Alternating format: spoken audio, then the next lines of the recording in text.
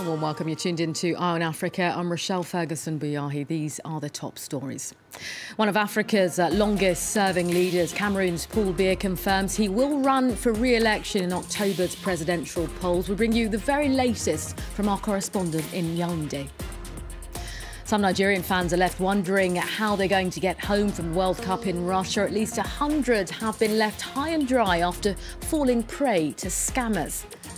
Plus, what are the major economic trends in Africa? What role does the continent play in globalisation? Just some of the questions answered in a new report out this week.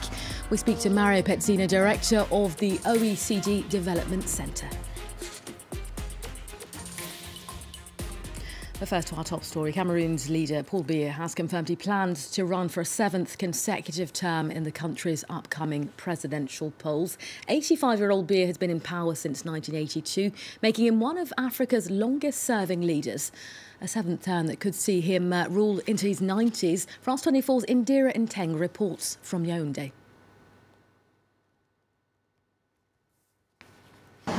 The announcement on his Twitter handle Friday has sparked mixed reactions amongst Cameroonians, particularly on social media, with people saying what they think about the 85-year-old going in as president for a 7th term this year, 2018. Now, President Paul Biya, in his tweet, stated that he is succumbing to calls calls from his supporters in and out of Cameroon for him to represent them in the presidential elections to hold on the 7th of October this year. Now, this is coming just hours after the country's Minister of Defense was attacked in the southwest region of the country. His convoy came under the attack of militiamen believed to be separatist fighters who have, by the way, claimed responsibility for the attack. Several persons were injured in that attack, which happened somewhere around Kumba in the southwest region of Cameroon. Now, it should be noted that calls for President Paul Biya to step down have increased since October 2016,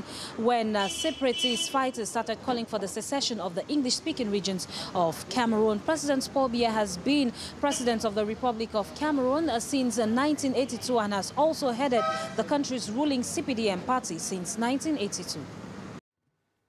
Eritrea's President Isaias Afwerki will kick off a 3-day state visit to Ethiopia on Saturday, the latest step in thawing relations between the formerly bitter rivals. Well, it comes after Ethiopia's new Prime Minister Abiy Ahmed made an historic trip to the Eritrean capital last weekend, during which the pair signed a peace accord. Ethiopian officials have urged people to come out en masse to welcome Afwerki. The two leaders are expected to address 25,000 guests at Addis Ababa's Millennium Hall on Sunday.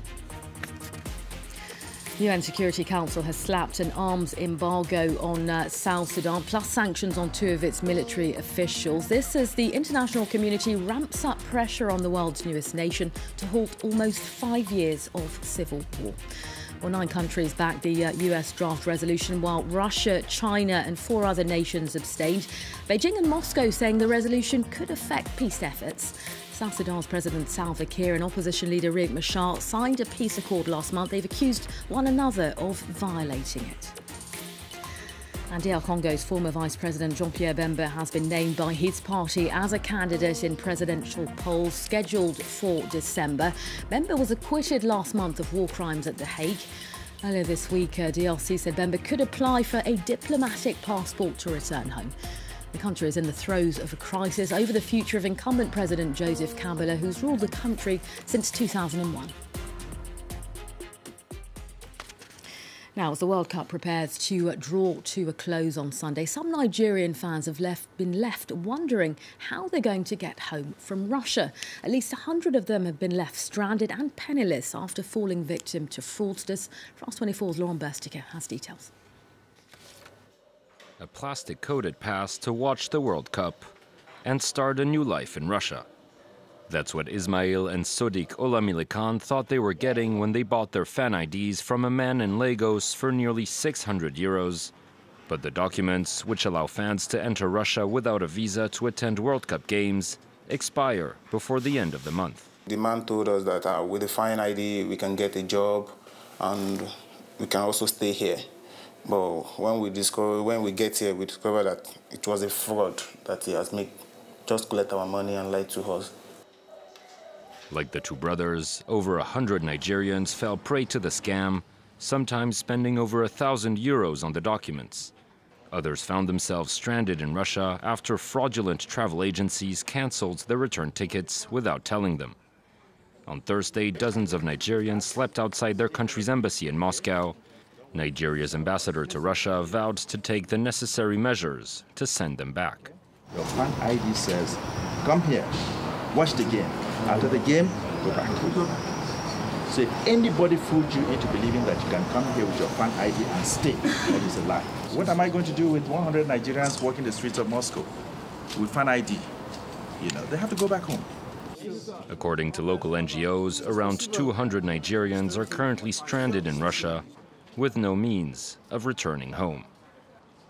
Now, this week saw the release of the first annual economic report by the African Union Commission, produced in partnership with the OECD Development Centre.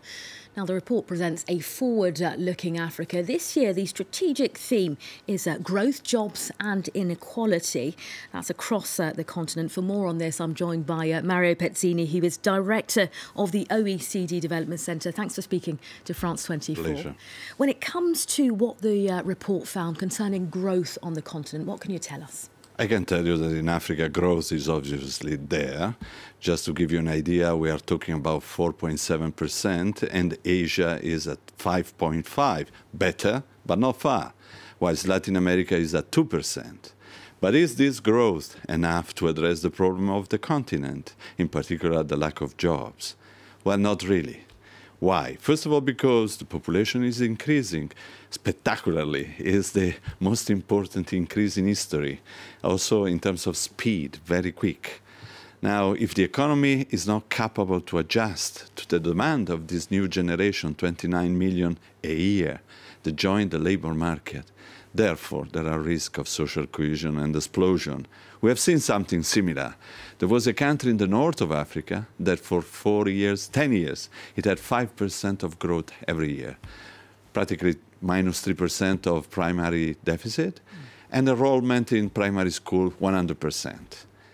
You know which country was it? Tunisia, before the Arab Spring. Should have guessed it, yes. So it's not enough growth. You need a certain type of growth. And here the issue of which growth, what quality of growth, become crucial.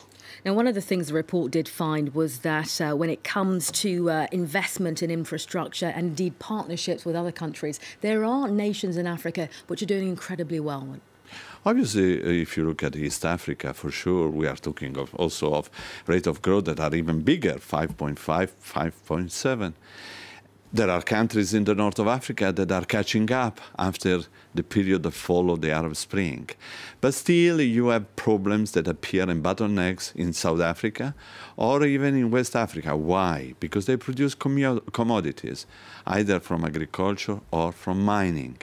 These commodities are dependent from the price that is set internationally. And in this year, the price declined, so also growth did.